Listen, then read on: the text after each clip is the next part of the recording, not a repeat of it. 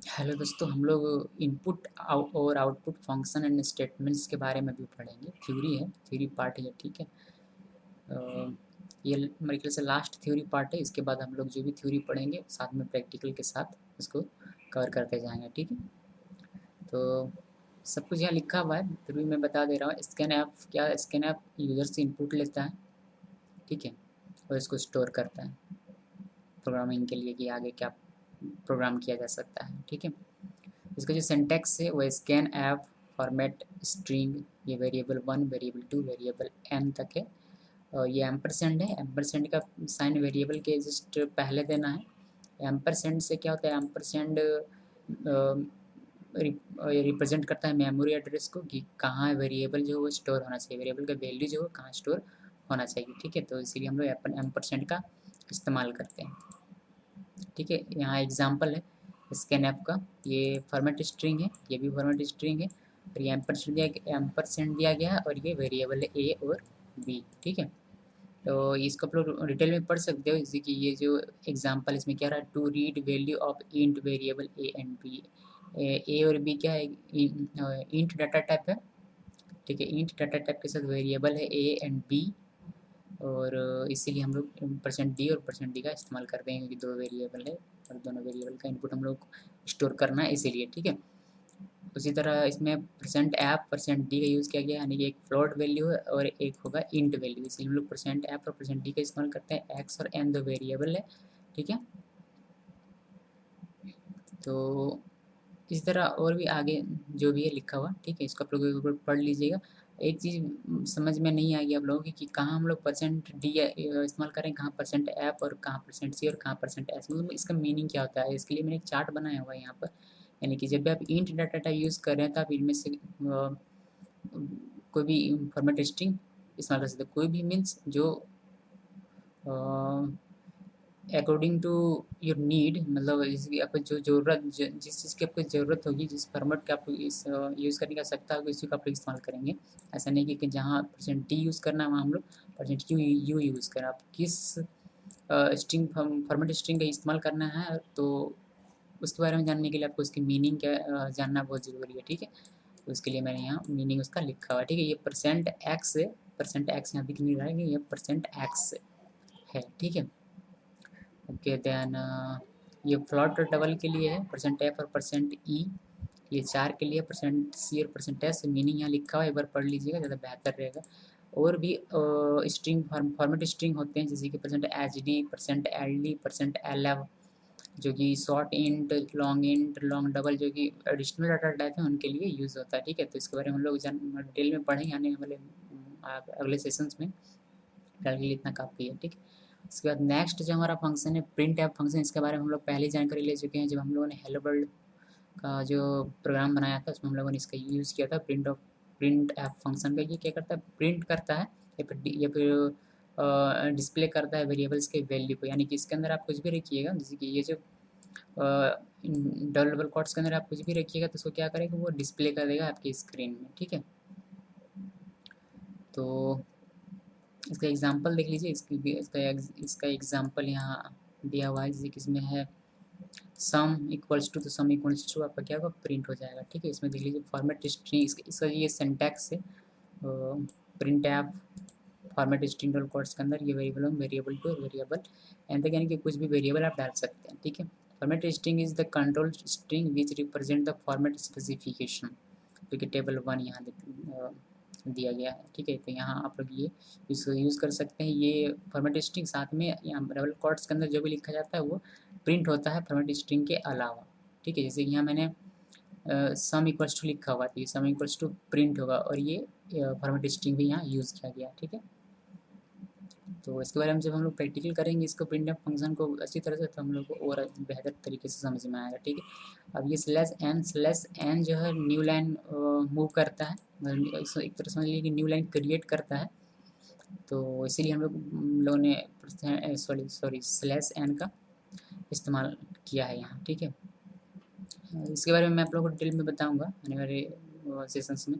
यहाँ परसेंट 6.3 या फिर हम लोग 3 ऐप ऐसा प्लॉट के साथ क्यों इस्तेमाल करते हैं, ठीक है। फिलहाल यहाँ लिख दिया गया है तो इसको हम लोग एक बार पढ़ लेते हैं। Percent 6.3 F represent the formatted in print with total with 6 and number of decimal digit 2।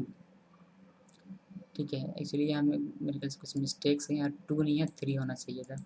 ठीक है, ठीक है, इसको हम लोग बाद में पढ़ेंगे, इसका हम बाद में हम जानेंगे। तो मैं डिटेल्स में आपको इसका एक एक बताऊंगा कि प्रिंट ऐप के साथ हम लोग क्या क्या और इस्तेमाल कर सकते हैं हम डिटेल्स में। ठीक है, तो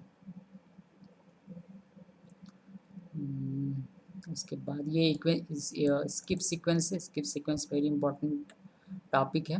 ठीक है, इससे आप क्या कर सकते हैं, जैसे कि ये सारी कैरेक्टर्स हैं, जैसे कि मैंने अभी बताया कि हम लोग स्लैश एन का यूज़ करते हैं किसके लिए, न्यू लाइन के लिए। जिस तरह की इन सब चीज़ों का इस्तेमाल किया जा सकता है during the program, during the coding, और इन सब का मीनिंग आपको जानना बहुत ज़रूरी है। जैसे कि आपको अगर जानना है, सॉरी, जैसे आपको अगर प्रिंट करना है बैक स्लैश, तो आप कैसे करोगे प्रिंट बैक स्लैश? सिर्फ एक बैक स्लैश मतलब लिख देने से प्रिंट नहीं होने वाला है प्रोग्राम में। ठीक है, तो इसीलिए हम लोग डबल बैक स्लैश का इस्तेमाल करते हैं, जैसे कि एक बैक स्लैश हमारा प्रिंट होता है। क्वेश्चन मार्क प्रिंट करना हो तो हम लोग इस तरह से इस कैरेक्टर कॉन्स्टेंट के साथ हम लोग इसको क्वेश्चन मार्क को प्रिंट कर सकते हैं अपने प्रोग्राम में। ठीक है, तो इसलिए इसको देख लेना बहुत ज़रूरी है। नीचे असाइनमेंट स्टेटमेंट्स। ठीक है, an assignment statement is used to assign value to a variable। Assignment statements में हम लोग वेरिएबल का वैल्यू असाइन करते हैं। देखिए यहाँ वेरिएबल्स हम लोग यहाँ लिखेंगे इक्वल्स टू जो भी वैल्यू या फिर एक्सप्रेशन होगा उसे लिखा जाता है, और लास्ट में ये सेमीकोलन देना ज़रूरी है। ठीक है, जैसे कि एग्जांपल में लिखा हुआ है एम वेरिएबल है और इसको असाइन किया गया 25, इसका वैल्यू कितना असाइन किया गया 25। या फिर आप लोग इस तरह से एक फार्मूला जो होता है उसको भी असाइन कर सकते हैं एक वेरिएबल के लिए। ठीक है, तो नेक्स्ट हम लोग देखते हैं मल्टीपल असाइनमेंट स्टेटमेंट। ठीक है, ये मल्टीपल असाइनमेंट स्टेटमेंट है। असाइनमेंट स्टेटमेंट की तरह ये बस ये मल्टीपल है। ठीक है, इसमें क्या है कि मोर देन वन वेरिएबल को हम लोग असाइन कर सकते हैं। जैसे कि यहाँ 2 वेरिएबल से एम और एन, इसका हम लोगों ने असाइन किया है 3 वैल्यू। ठीक है, इसी तरह यह भी है, इसको असाइन किया। हाँ देखिए, अभी परसेंट डी और परसेंट 3.6 इसी तरह हम लोग कुछ बात कर रहे थे प्रिंटफ फंक्शन में, तो वह क्या होता है देखिए, more about formatted output function. ठीक है, मैं आपको जस्ट एग्जांपल के लिए क्लियर करता जा रहा हूँ कि क्या है। जैसे कि प्रिंटफ है परसेंट 5D, ये कहता है इट विल प्रिंट एन, जो आपका वेरिएबल है इसको प्रिंट करेगा right justified with 3 preceding space. जैसे कि ये 5 लिखा तो ये 5 स्पेस बनाता है, मेमोरी बनाता है। ठीक है, और ये राइट जस्टिफाइड कर देगा आपको और इधर से प्रिंट करेगा। ठीक है, तो इसीलिए %5D का इस्तेमाल, सॉरी %5 का इस्तेमाल किया जाता है एक्चुअली। ठीक है, डी तो है क्योंकि इंटीजर है, सॉरी इंट डाटा टाइप है, इसलिए हम लोगों ने %D का इस्तेमाल किया है। %D के बीच में हम लोगों ने 5 लिखा हुआ है क्योंकि ताकि यह राइट जस्टिफाइड हो। ठीक है,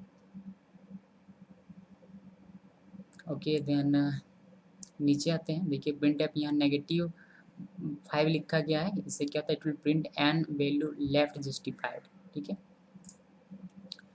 पहले यहाँ हम देख लेते हैं output value can be printed with specific bit using commands for formatted output. ठीक है, तो इसी तरह प्लस का है कि प्लस का जब हम लोगों को अगर right justified with plus sign चाहिए तो इसमें हम लोग क्या लिखेंगे, प्रिंट फंक्शन का क्या पुट यूज़ करेंगे उसके बारे में। इस तरह फ्लोट का है, जैसे कि अभी हम लोगों ने इस्तेमाल किया था 6.3 आई थिंक।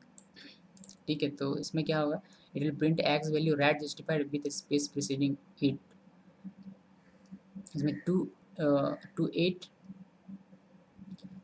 पहले 6 लिखा हुआ है तो 1 2 3 4 5 6। ठीक है, अभी 0.2 है तो यह क्या करेगा, डेसिमल के बाद ओनली 2 डिजिट्स को क्या करेगा, प्रिंट करेगा। ठीक है, इतना जान लीजिए बस। जैसे कि यहाँ 0.2 है प्लॉट के साथ, तो यह डेसिमल के बाद 2 डिजिट को प्रिंट करेगा लेफ्ट जस्टिफाइड। उसके बाद बस इसी तरह है जैसा ये मैंने बताया उसी तरह ये भी है, ठीक है। तो आगे हम लोग बढ़ते हैं। ये सब आप लोग पढ़ लीजिए ताकि आप लोगों को पता चल जाए कि हम लोग परसेंट एस का इस्तेमाल करते तो क्या होता है मेमोरी में, प्रोग्राम में हम लोग इसका इस्तेमाल मतलब किस बेसिस पर करेंगे, ठीक है। एक चीज़ यहाँ देखने वाली बात है, ये कैरेक्टर डाटा टाइप है, ये इसका ये जो वेरिएबल है एस टी, इसमें 10 लिखा गया। 10 मीन्स है 1 2 3 4 5 6 7 8 9 10, ठीक है। यानी कि हमने इसको 10 डिजिट्स का लोकेशन दिया हुआ है कि आप 10 डिजिट्स का आप मेमोरी जो है यूज़ कर सकते हैं, लेकिन वो कितना यूज़ करेगा, जितना इसको चाहिए न्यूयॉर्क लिखने के लिए, न्यूयॉर्क को प्रिंट करने के लिए न्यूयॉर्क को उतना ही ये यूज़ करेगा, लेकिन अभी भी ये 10 करेक्टर का है, ठीक है। लेकिन ये क्या ये प्रिंट क्या करेगा, लेफ्ट जस्टिफाइड करेगा, ठीक है। इसी तरह यहाँ देखिए, यहाँ आपको दिखेगा ये जो है यहाँ भी है, बस इसका प्रिंट है फंक्शन चेंज, ठीक है। यहाँ 10s हम लोग लिखते हैं तो यहाँ it will print S T, sorry, it will print S T value right justified 1 2 3 4 5 6 7 8 9 10, 10 है ये राइट जस्टिफाइड, इसलिए यहाँ ये ब्लैंक छोड़ेगा और ये यहाँ से प्रिंट होगा, यहाँ है कॉलम एक्चुअली बना हुआ, ठीक है ना। इसके बाद इसमें it will print st value right justify and only the first 3 letter are printed, ठीक है। तो जब भी आप लोगों को अगर ऐसा इस्तेमाल करने का, जब आप इसको देखिए अभी क्लियरली समझ में नहीं आ रहा, जब हम लोग इसको प्रैक्टिकली जब करेंगे तो हम लोग को ये और अच्छे तरीके से समझ में आएगा, ठीक है। तो इसलिए हम लोग सिर्फ ओवरव्यू देख लेते हैं कि क्या है। नीचे character input and output get 4 function, ठीक है। इसके बारे में ये सारे जो फंक्शन है इसको हम लोग प्रैक्टिकली सॉल्व करेंगे, ठीक है। तो फिलहाल के लिए अभी इतना छोड़ दीजिए, अभी हम लोग इसको देख लेते हैं एक बार। ये जो है ये कमेंट लाइन है, यानी कि इससे हम लोग कमेंट कर सकते हैं इसके द्वारा, ये इसके बारे में हम लोग पहले भी पढ़ चुके हैं। और जब हम लोग हेलो वर्ल्ड का प्रोग्रामिंग बना रहे थे तब इसको बोलते हैं हेडर फाइल, इसको बोलते हैं main program. Block begins variable going to be used और declared, function and statement as per the flow chart. Flow chart means हम लोग पहले फ्लो चार्ट बनाते हैं, फ्लो चार्ट के लिए आप लोग यहाँ क्लिक कर सकते हैं इस प्रोग्राम के फ्लो चार्ट के लिए, ठीक है।